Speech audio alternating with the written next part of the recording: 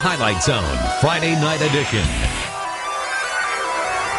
Well, even though there's a week left before Santa makes his deliveries, we're taking a sneak peek under the tree for some highlights tonight in the Zone. And just because the big guy's watching, there's no need to worry about ending up with a lump of coal.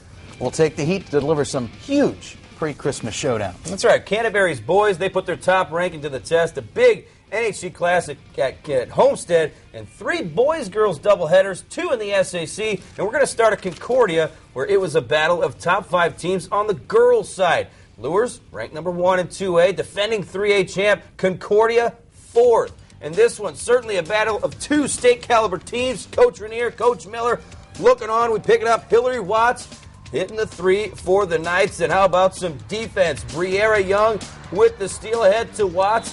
Puts in the easy deuce. They had a holiday theme going on out there at Concordia tonight.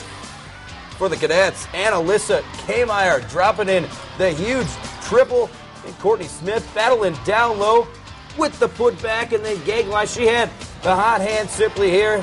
Spin hit the fall away, and we're heading to overtime. In overtime, number 1, Miracle Woods doing a little glass work, putting it in for 2. Briera Young misses, sticks with it, puts it in.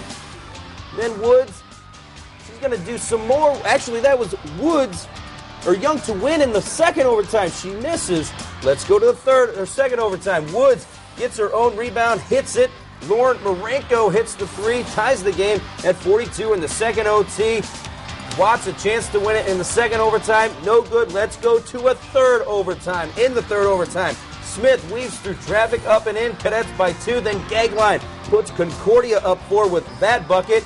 But we pick it up right here. Luers down 2. Woods inside ties the game at 46. Right here, Concordia's up 1. Woods hits the first free throw, sinks the second. Luers up 1, but Concordia a chance to win it in the third overtime. But the shot off the mark, and Luers wins a marathon 52-51 in 3 overtimes. Let's go to the boys' side now. The Knights number 1 in 2A. Concordia's got a number 1 seed in the SAC tourney, trying to send a message. Jalen Smith gets things started. Nice lefty off the glass. Concordia gets on the board with Zach Cherson, 2 of his 15 points. Check this out. How did the 6'7" Casey Edding sneak behind the defense?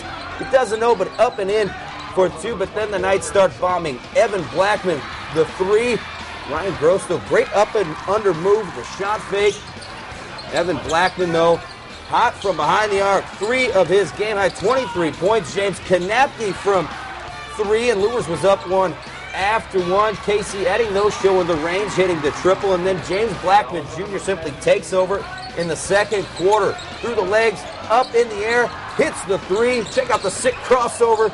2 of his 21 points as Bishop Luers stays undefeated on the season. 67-54 the final. Catch your breath over to Southside for a double dip. Dwenger taking on the host Arches.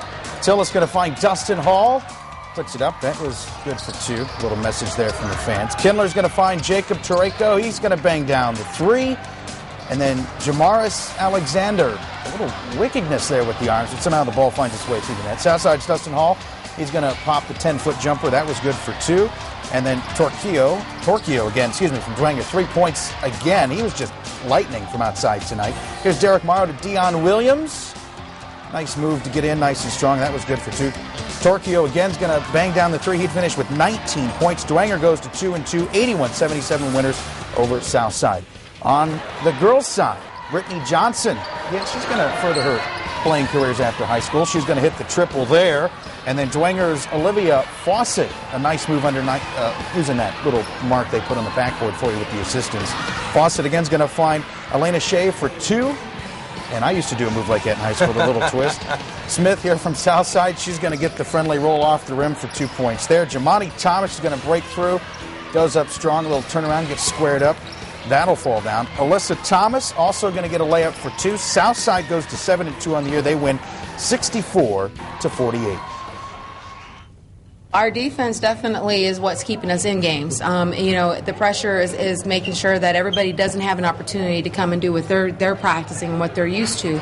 We look to get better every game, and we did get better, but we know we still got a lot more work to do. Our defense is really mainly how we score. When we press, that's when we really score. We build off our defense. We got to come out harder next game because we just didn't play as hard as we could, but we still got the W. So. Southside faces Indianapolis Tech tomorrow afternoon. Dwenger gets ready for the SAC tourney against Northside. Let's go back to some boys SAC action tonight as well. Snider at Wayne for the Panthers. Arrington Williams, 3 of his 19 points from behind the arc. Wayne counters with Kendon Lewis. Almost has it stripped away. Sticks with it, though. He had 13 points on the night. Snider's Nicholas Lewis slashes through the defense. 2 of his team-high 21. Wayne and Lewis. Nice move up and under through the lane, but Snider too much tonight. Brent Oden, check out the behind-the-back pass to Akeem Kelsall, lays it in. He had 19, and Snider wins 80-68 the final. Harding opening conference play hosting Northside. First 2 points of the game. Watch Antonio Wilson here. And you got to rise up. Yeah, and that's the flush. The fans, that's worth 10. I'll give him the 10 for that.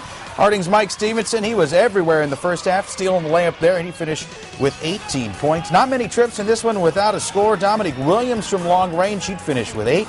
Wilson's left unguarded, and even I could hit that shot. Okay, not really, but I'd at least hit the rim. 15 points for him on the night. Andy Backman, he's going to do the same thing. He'd have a game-high 30 points. Northside, 11 points better than Harding, 77-66. We've just started to tear the paper off of this show. I'm excited. After the break, we move by the SAC, some big rivalry games like Carroll at Homestead. And a doubleheader battle of the Independents. Could Blackhawks spoil a night for the Cavaliers? It's coming up next in the Highlight Zone.